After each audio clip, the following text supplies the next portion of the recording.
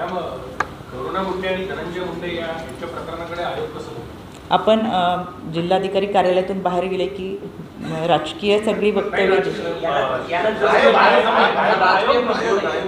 आयोग म्हणून विचारले, राजकीय प्रश्न विचारलेला नाही. हां, तर त्यात काय आणि तुम्ही कमिशनची अथॉरिटी म्हणून तुम्ही सांगितलं पाहिजे. महिला आयोग म्हणून खरं तर करुणा मुंडेंनी आमच्याकडे ज्या ज्या तक्रारी पाठवल्या त्या सगळ्या तक्रारी ह्या आम्ही निकालात काढलेल्या आहेत आणि मी वारंवार ह्याच्या संदर्भातल्या वक्तव्य केलेलं आहे. पहिली तक्रार त्यांची होती ती संगमनेर पोलीस स्टेशनच्या संदर्भात होती. आम्ही तक्रार आमच्याकडे आल्यानंतर आम्ही संगमनेर पोलीस स्टेशनला पाठवली. संबंधित व्यक्तीवरती गुन्हा दाखल झाला आणि त्यांना काहीतरी एकत्र पक्ष काढायचा म्हणून ती कोणी संबंधित व्यक्ती होती त्यांच्या त्याची डिटेल्स असतील तर त्या संबंधित व्यक्तीच्या एकत्रित पक्ष काढण्यासाठी पैशाचा काही व्यवहार होता. तर त्या पैशाच्या व्यवहाराच्या संदर्भात संगमनेर पोलीस स्टेशनला सांगितल्यानंतर त्या व्यक्तीविरुद्ध गुन्हा दाखल केला आणि पैसे परत केले असं आणि केस तक्रार FIR दाखल करून केस निकालात निघाली. दुसरी तक्रार होती ती सोशल मीडियाच्या माध्यमातून कोणीतरी वक्तव्य करतात.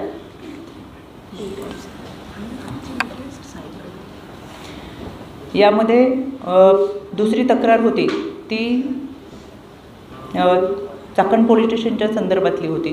सोशल मीडियाच्या माध्यमातून कोणीतरी वक्तव्य केले तर ती सायबरला पाठवली होती आणि ती देखील केस निघाली.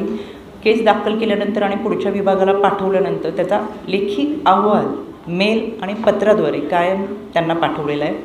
यामध्ये अर्जदार श्रीमती करुणा मुंडे यांच्याकडून 29/9/2022 रोजी आयोगाकडे करण्यात आलेल्या तक्रारीमध्ये संगमनेर पोलीस स्टेशन यांच्या माध्यमातून आयोगाने निकाली काढलेली केस आहे.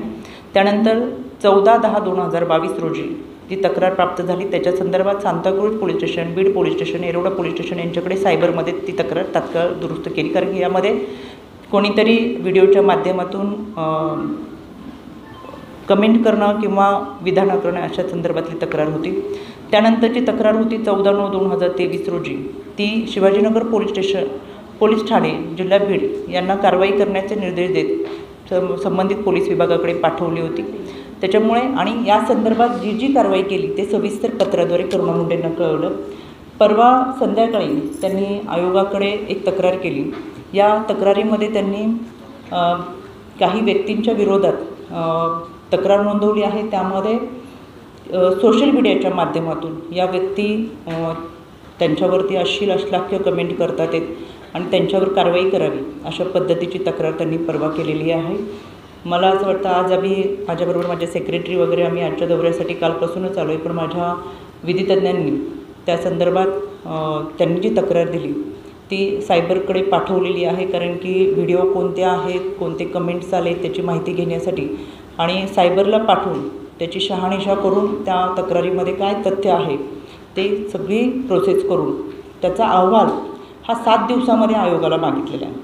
त्याच्यामुळे त्यांनी जी तक्रार केली आहे त्या तक्रारीच्या संदर्भातला अहवाल हा राज्य महिला आयोगाला सादर केला जाईल आणि 7 दिवसानंतर आम्हाला समजेल की ह्या कोणत्या व्यक्तीकडून कशा स्वरूपाचे व्हिडिओ वगैरे केले गेले होते आणि तो अहवाल प्राप्त होईल. मेलद्वारे आणि पत्राद्वारे आज जो सायबरला जी तक्रार पाठवली गेली आहे ती सविस्तर त्यांना पाठवण्यात आलेली त्यांना मिळालेली देखील असेल. त्याच्यामुळे आयोगाकडे कायम कोणत्याही तक्रारी कोणत्याही व्यक्तींच्या आल्या तर आम्ही त्या निकाली काढण्याचा प्रयत्न 100% करत असतो. मग ती कोणती व्यक्ती खरं तर आम्ही देशामध्ये 155-209 हा टोल फ्री सुरू करणारा राज्य महिला आयोग हा पहिला आयोग आहे. त्याच्या 3 वर्षामध्ये आम्ही आमूलाग्र पद्धतीने बदल करत वेगवेगळे व्यासपीठ हे तक्रारदारांना दिले. त्याच्यामध्ये टोल फ्रीच्या माध्यमातून असेल, मेलद्वारे असेल, पोस्टाद्वारे असेल, प्रत्यक्ष येऊन असेल या तक्रारी दाखल करणं आणि त्या ठिकाणी त्या निकाली काढण्यासाठी आमच्या आयोगाच्या माध्यमातून प्रयत्न होत असतो. म्हणून ज्या कोणाच्या तक्रारी येत असतील त्या संबंधित विभागाकडे पाठवून त्या निकाली निघावं. शेवटी अश्लील व्हिडिओ किंवा त्या संदर्भातली तक्रार जर कोणाची असेल तर यावरती सायबर काम करतं. त्याच्यामुळे त्यांच्याकडे पाठवून त्यांनी जे काही अहवाल आम्हाला येईल तो त्या माध्यमातून सादर केला जाईल.